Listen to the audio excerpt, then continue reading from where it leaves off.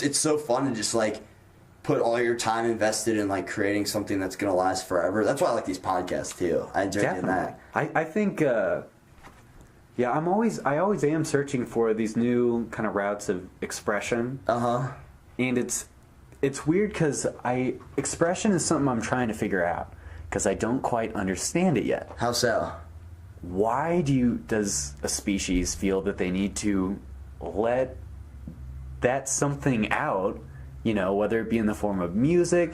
It's the creative energy? Yeah, it's not necessarily enjoyment. I mean, there's enjoyment that goes along with it, no doubt. But it's not necessarily all enjoyment. I can't pin down exactly what it is, but like, like I suck, but I've been wanting to learn how to play the guitar. I've been wanting to, just because it feels good to play but not on an enjoyment level. It's weird. I just want to put something out. It's like a mentally stimulating. I know what you mean. Like, it's a weird type of enjoyment. It's like different from like a normal like temporary bliss kind of deal. It's very important too, I think. And I think a lot of people do it different ways. And I think like spiritually important. Yes, yeah, you could say that. I mean, not to be depressing, but like life technically has no meaning at all. So true, dude. Yeah, if you think about that all the time. Of life, like, lucky, we're so small in the universe. Like, we don't mean shit. We're basically like cells to like the bigger thing in the world, and like. I believe that, and I also believe at the exact same time that we're like everything. We're crazy. I mean, that is a good concept too, because really, like, it's about perspective. Yeah. So. Wait, before I forget, I got a surprise for you. Yeah. If you want to open up that cooler right there. What? Doesn't even leave the chair. Stays put. Aww. Hey. American obvious. They've started selling the spot. That was me embracing a stereotype. Oh no, it's fine. That might have been a hate crime and a favor at the same time, No, if you want to get on political correctness, you're going to be here for a while because that's the biggest bullshit there ever was. So basically, the reason why I've lasted with Angie so long is, apart from like the corny like, oh, I love you shit, that's stupid, is you have to have your own goals separate. And that's like, my goals isn't to like go fuck a chick. My goal is different. Like, I want to work for Disney, right? So basically I focus my energy there, and then I get the comfort in knowing that I don't have to worry about finding dates for formals, fulfilling those sexual needs, having somebody there to the emotional needs, those kind of things. So meet those, be realistic. A problem with our generation is the grass always seems greener on the other side. It never is. And then once you've got those locked down, move on to what your goals are with life, because eventually you're gonna be an old motherfucker. You always like chase like, I'm not saying you, literally you, but like, people always chase like a hotter chick, but that chick's gonna get old one day and you're gonna have saggy balls and saggy tits and stuff too. So like, it doesn't matter, we're all gonna die. So like, get those needs in, whatever, and then work on your own personal goals. So one thing that's really weird that's on college campuses is that zombies, have you seen that? Like people versus zombies, and they run around with like fucking Nerf guns, and they take it really serious. Like the zombies wear a certain little thing to say they're a zombie. What do the zombies wear? I don't fucking know. Yeah, because I guess they probably hide in the crowd and then they try to kill the people walking around with Nerf guns. That is just, sorry if anybody does that, but that's fucking weird. That's good. I don't know, with that, I'm just like, I more than anything, I just kind of look at the people. This is what I look for whenever I see them. I look for, like, the joy in their eyes. So if I see them and they just look really happy. That is so deep about this. We talk about LARPing and playing if they're zombies. Like, genuinely enjoying that to where they're, like, having a great time, then I'm like, carry on, brother. Carry on. Like, I'm just like, fuck it, you do you, If they can do that, I'm going to go to my house and do what I'm going to do. Okay, yeah, exactly. I'm not going to stop you from doing your LARPing, but I'm not going to watch or join. I might watch and be entertained for a minute or two. I agree. It's fucking nerdy. I picked up wake skating over the summer. That was really fun. Yeah, that's what it was. That was really cool. Wake skating's fun. It hurts though. Wait, so explain what that is. So wake skating, it's like wakeboarding, but your feet aren't like strapped into the boots. So like I wear shoes, like skate shoes, and there's grip tape on the board, so it's like a skateboard. So it's like what I'm used to. I'm way more comfortable on it because like growing up skateboarding, my feet weren't strapped to the skateboard.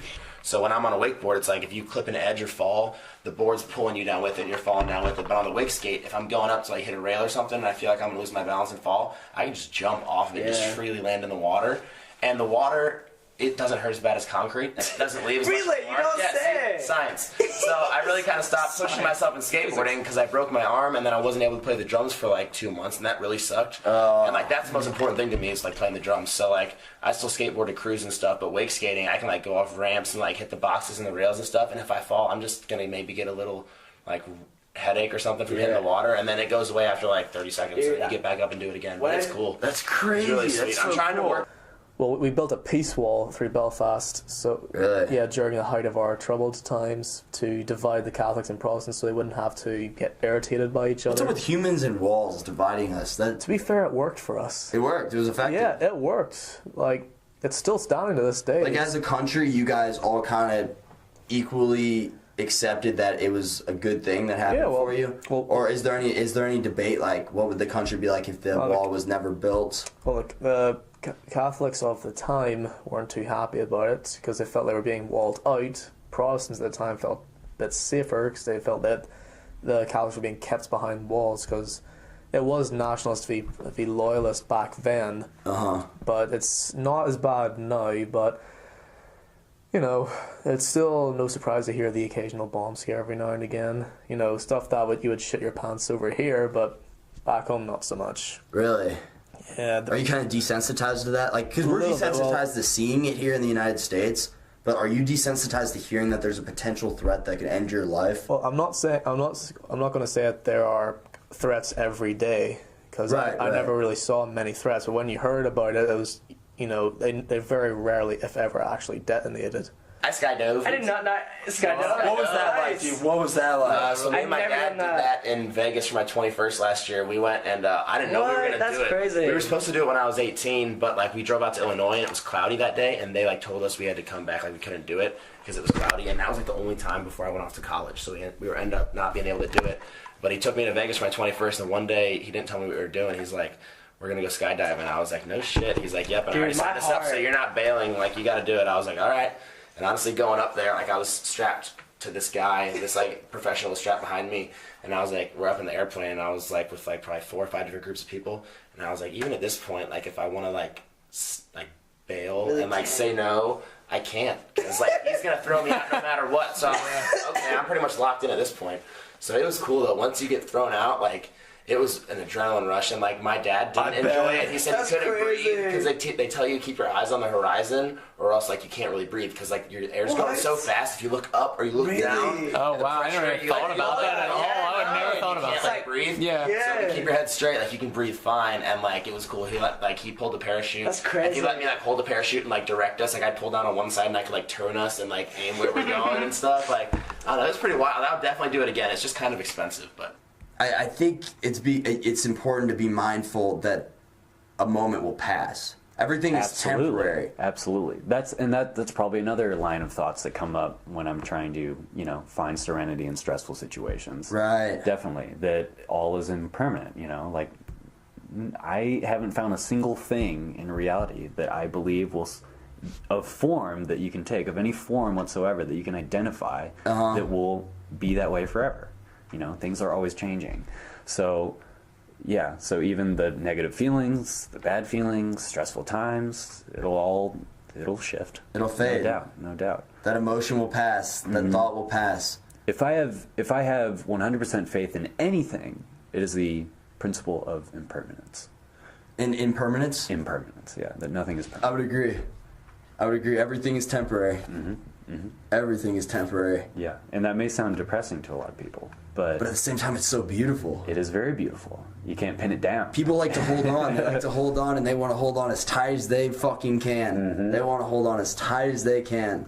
Absolutely. And Because then they when want to things control. change, They want to control their external surroundings. For sure. As much as they possibly can, but realistically, you only have so much control. Definitely. And then when things change and they're still holding on to things, then there's issues. That's where stress comes from. But, yeah. Like they abolished the 10 packs. Well, the European law abolished 10 packs because What are 10 packs? Just cigarettes.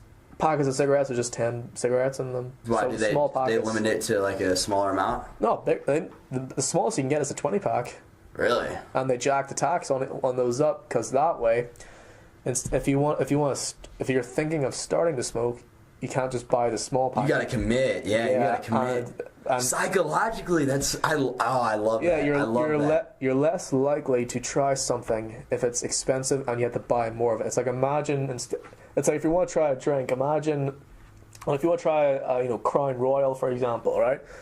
Imagine going to a bar, I'll have a Crown Royal. All right, and they give you a handle and says that'll be $75. It's like, I'm not going to try that. Yeah. See, that's the mentality. That was a great example. I haven't eaten McDonald's lunch. I haven't eaten McDonald's lunch since 3rd grade. What? Yeah, when I ate there, I got a salad as well. There's the last time you had McDonald's? Yeah. Anything? Or besides breakfast? Yeah. I've eaten breakfast a few times growing up. Dude, I eat McDonald's like probably once a week at least. It's just like a really quick, easy thing. Yeah, true. And there are shit ton of them everywhere, you know? Yeah, it's gross. I don't feel good after I eat it. What they taste like. You don't feel good after you eat McDonald's. It's like satisfying in the moment. And I don't like typically feel that way about food. I don't mean like I feel like, oh my god, I'm gonna get fat. No, I just don't feel good. Like my body just. Do you feel sluggish? Yeah. Stomach pains? Not that. It's just like, I don't know. You just know you just put some bullshit in your body. It's not even like fat bullshit. You just know you just ate some like, feels like artificial shit. Part of, at least my kind of path of knowing myself is understanding how that self changes and why it changes and what circumstances it changes. Because the personality is extremely malleable. Mm-hmm. Yeah, no doubt. But I think to answer your question before I get off the rails here, I think yes, it is important to know thyself, but it's hard to know exactly a self fully when that self is always changing. But I think very true. Along with that, I think it's very important to be honest with yourself.